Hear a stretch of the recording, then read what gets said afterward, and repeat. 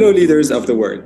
Welcome to Spread Love in Organizations, a podcast for purpose-driven healthcare leaders striving to make life better around the world by leading their teams with genuine care, servant leadership, and love. I'm Naji, your host, for a special episode in partnership with Jill Donahue for her new book, A Dose of Inspiration, 100 Purpose Stories for Pharma Leaders.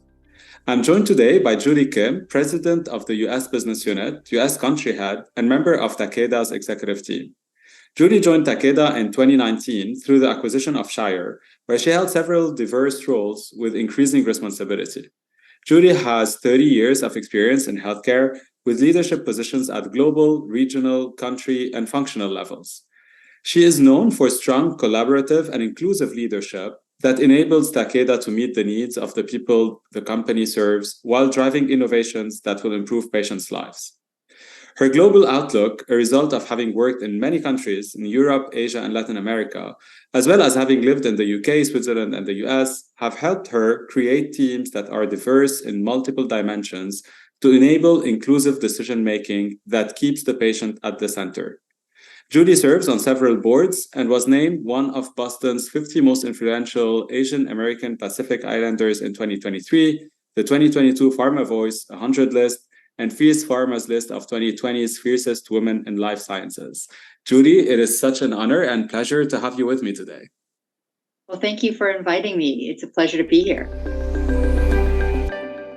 Can you first share with us your personal story? What's in between the lines of your inspiring career and journey? Oh, sure. I guess if I'm going to share that story, I do have to go all the way back to my childhood for a brief moment. And I say that because I was born in Korea, and I was born to parents who had a very progressive way of thinking. So although the culture of the country at the time was very much a hierarchical, patriarchal society, my mother had chosen to go to medical school and practice medicine after she graduated, which was not the norm. And when she had me as a girl, that had certain implications. So for women in general, the idea of having a career and having a self-directed life was not the norm. It wasn't accepted. And so my parents decided to move to the US at that point. So we relocated to the US when I was very little. And I grew up in Ohio. And at the time, Ohio was not a very diverse place to grow up. I was the only person that looked like me at school.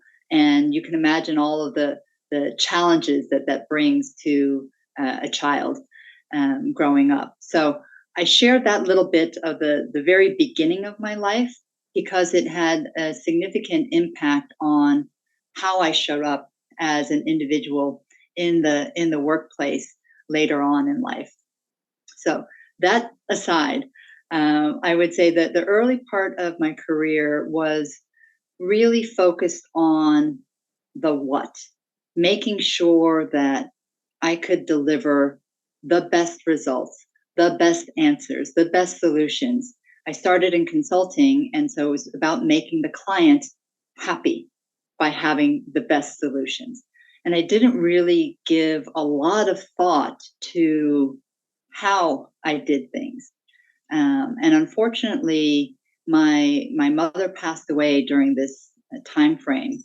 And when she did, and I've shared this story in other situations and other podcasts and whatnot, but her funeral was a turning point for me because there were so many people at that funeral. And I remember in having the conversation with my dad at the time, like I was very bothered by all the people who had come to something that I felt was a very personal family event.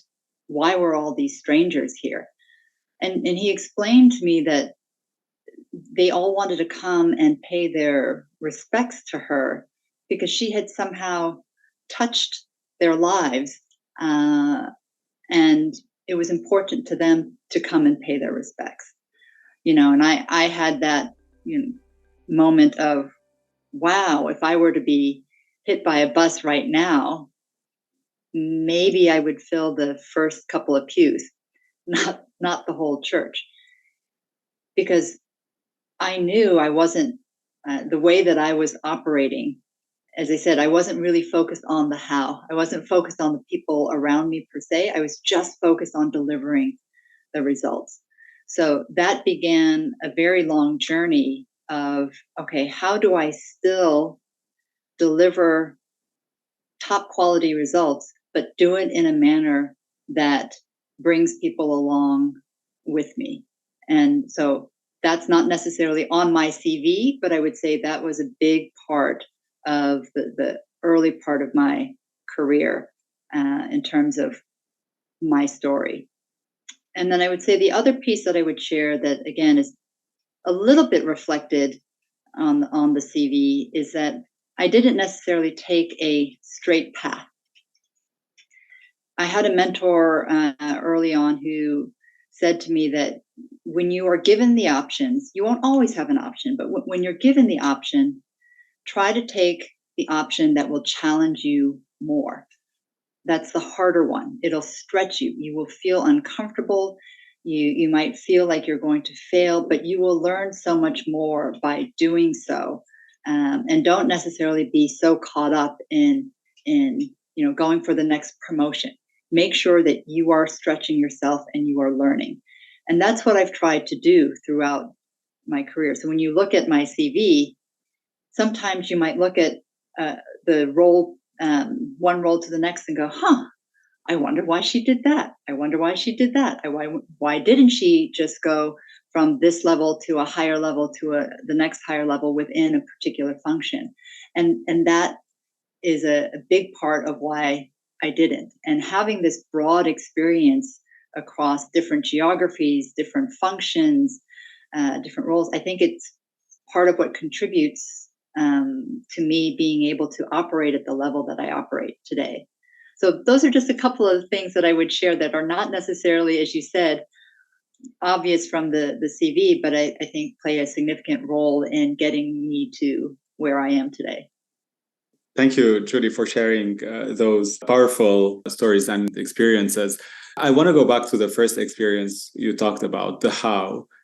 So can you tell us how you are combining now this impact on people and delivering exceptional results? Yeah, so I would say the first piece is really spending time up front with the team in terms of what the expectations are. That's the starting place, because if everyone is not on the same page, here's where we're trying to get to, here are the expectations, here are the parameters, the time frame, etc., then it's very difficult for people to be self-motivated and to drive forward to achieve objectives. So that needs to be clear for the team, right? We talk about purpose, you talk about objectives, you talk about expectations. You make sure everything is clear up front. Then you have to let them know that I'm here to help, I'm here to support. I can work with you if something is new and it's not clear, but otherwise I'm going to let you find your path. I've got my experiences and I might have an idea of how I would like things to get there, but I'm not going to make everyone conform to my way and my experience, because I think you shut off so many opportunities for innovation and creativity and improvement, to be honest, when you do that, and selfishly a bit of learning. So that's the second piece, being able to step back and giving your team the space to create on their own, to learn and to find their way. But as I said, at the same time, making sure that they feel supported. So if they do get stuck, if there is a roadblock, you are there, I am there to help remove the roadblock or to help show them, oh, okay, well, here, let me help you if you're stuck and you don't have a clear path forward. So you can't leave them completely alone to struggle. A little bit of struggle is okay, but you also have to be there to support so that you can help them be successful. So I would say those are a couple of the things that I do to allow the work to happen in a way that leverages individual strengths, individual creativity, but also provides enough support so that they can progress in their own learning. I loved how you're framing it. And really in the beginning, you said something about being focused on the what. And in the what, it was always providing the best solution. And then the how later on. So a lot of times, and even for people more in the expertise path, I would say in our industry, right, the what is really important, like the excellence and what we're delivering is really important. And I see sometimes executives having a hard time just letting go, as you said, and accepting that, it might not be exactly how you would do it, but it's okay, actually. It's not that it's wrong, it's just different because you let someone else who's also brilliant do it instead. So how did you manage to get to this stage where really you let go and you trusted your team? What was it? Only because you didn't have time to do it anymore, or did you really do this work and so the fruit of this diverse outcomes that might happen? How did you get there? I would say it's hard for me to say that there was one pivotal moment that got me there. I can give you a few different examples of things that helped me move to this approach. I would say one thing is, I've had the fortunate opportunity of having some really good managers in my past, and they did this for me, right? So one way is you learn from working with really strong managers. Oh, okay, I really like how they did that. Let me try that. So that's one piece of it. The second, I was attending a leadership meeting over a dozen years ago, and they brought in a speaker, and his name is Benjamin Zander. And he and his wife had written this book called The Art of Possibilities. And one of the things in there talks about giving people an A, right? So you give people trust to begin with. And in the book, the story is he gives his class an A at the beginning of the semester. And he tells them to write an essay in terms of what they're going to do to earn that A through the rest of the semester. And then he tells all of them, okay, so now you have an A. So show me that you did, do the work that you said in your essay, and the A is yours to lose, basically, instead of you have to earn it. And so that was a really, I would say, a powerful aha moment for me. Before that, I was definitely a person that said, okay, you, Naji, you have to earn my trust. I need to see you do X, Y, and Z before I will trust you, to do something. So I was like, okay, well, let me, again, try the reverse. And I've had some managers show me trust, and I know how it makes me feel, right? I wanted to do 150% more for that individual because they gave me that trust, versus someone who says, okay, Julie, I'm just going to give you this piece to do.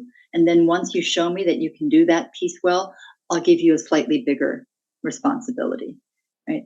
So that was the second piece. And then the other component around that is, as I said, a little bit the desire to keep learning and the humility to know that even though you think you're a smart person, there's always going to be someone who's smarter, and there's always going to be someone who has a good idea, and those good ideas can come from anywhere.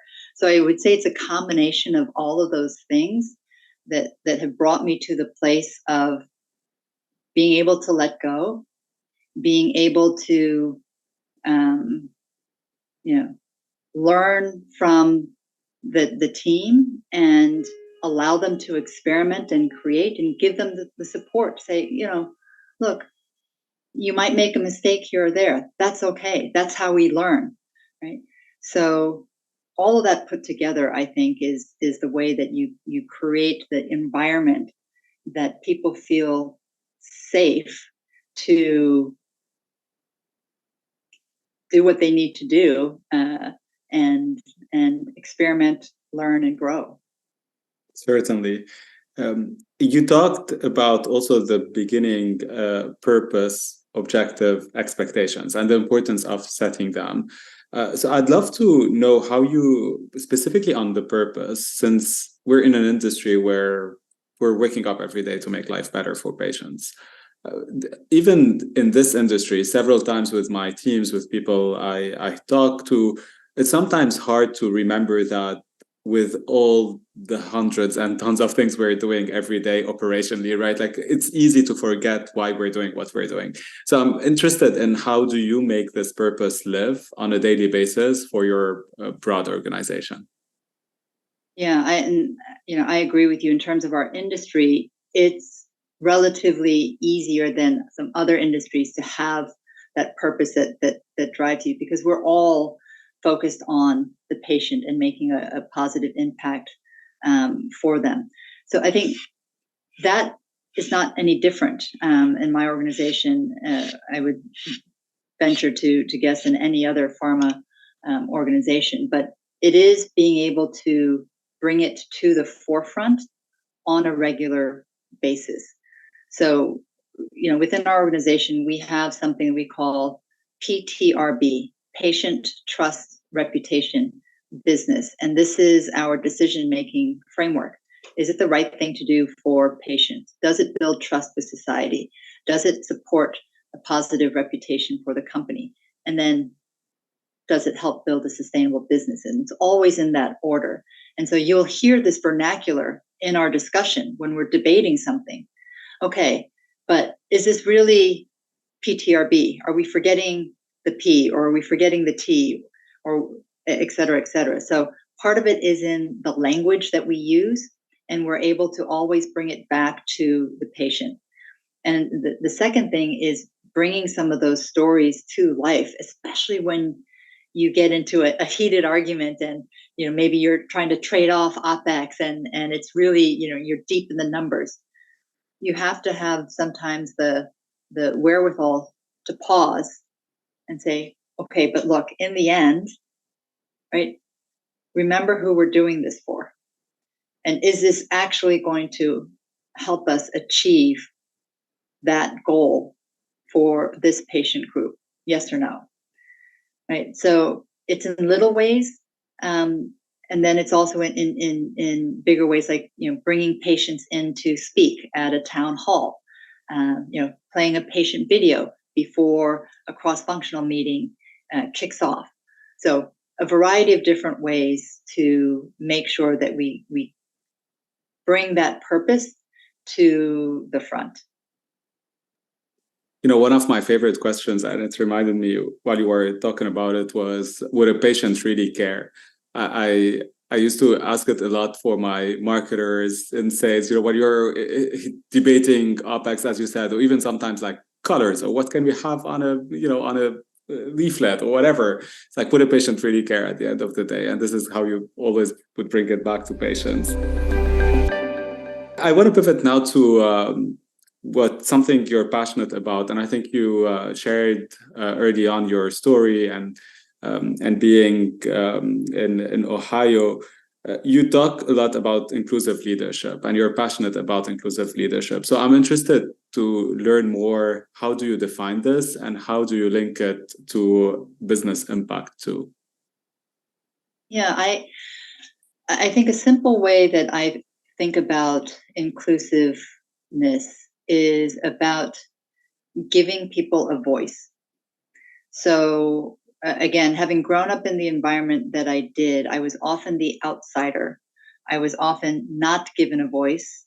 I was often made to feel less. I was often made to feel that even if I was given a voice, it wasn't heard or it was less of a voice.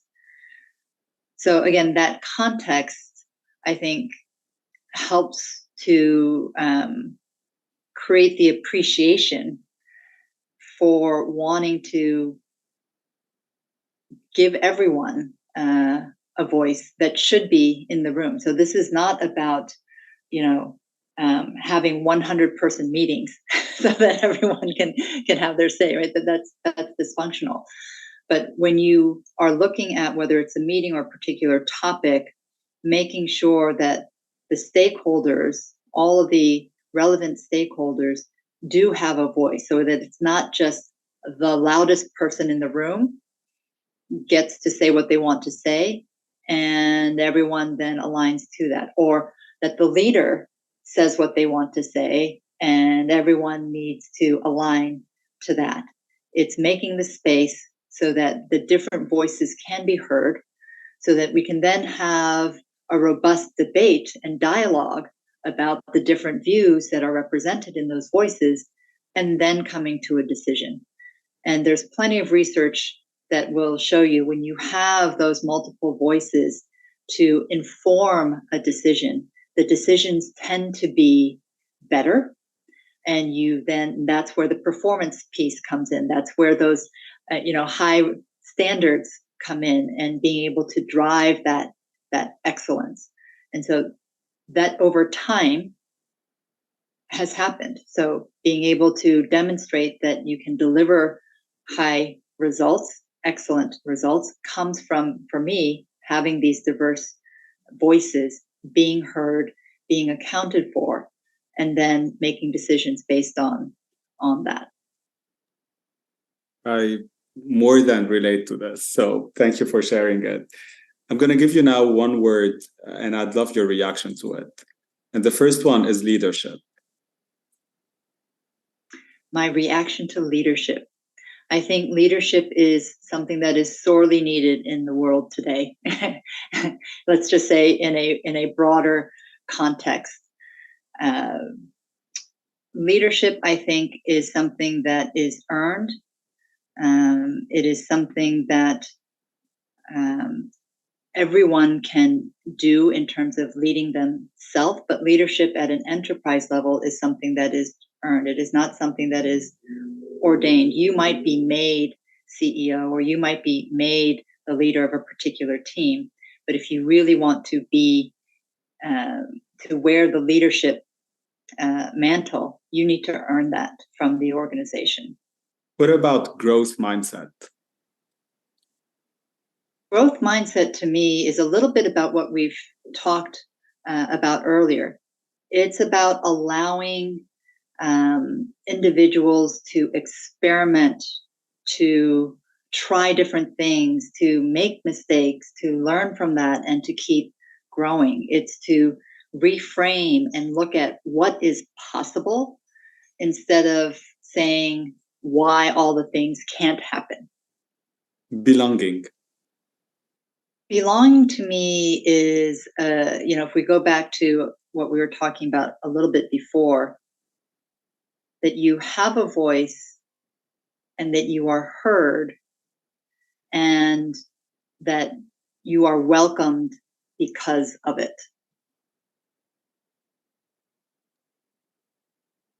And the last word is spread love in organizations. To me, this is about caring. And I think caring is something that I remember earlier in my career, I was told that you shouldn't care. That is a sign of weakness. It's not about caring. It's about just delivering the results.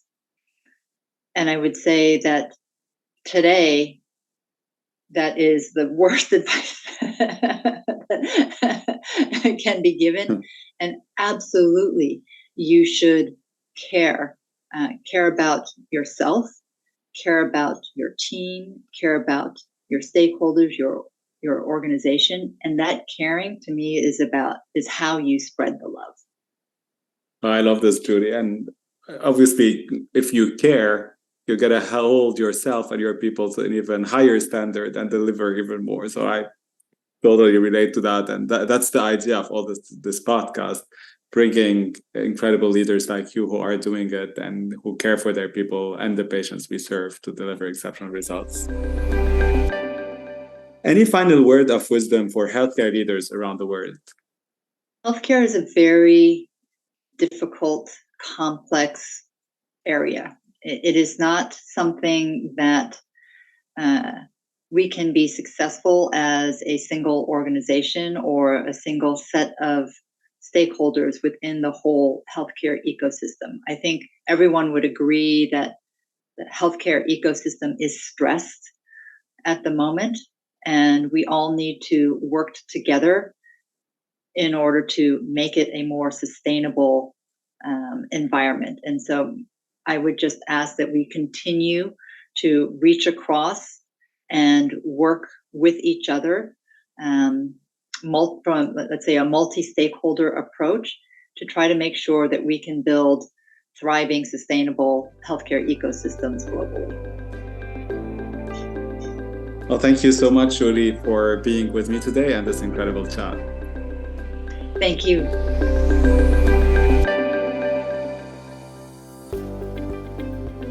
Thank you all for listening to Spread Love in Organizations podcast.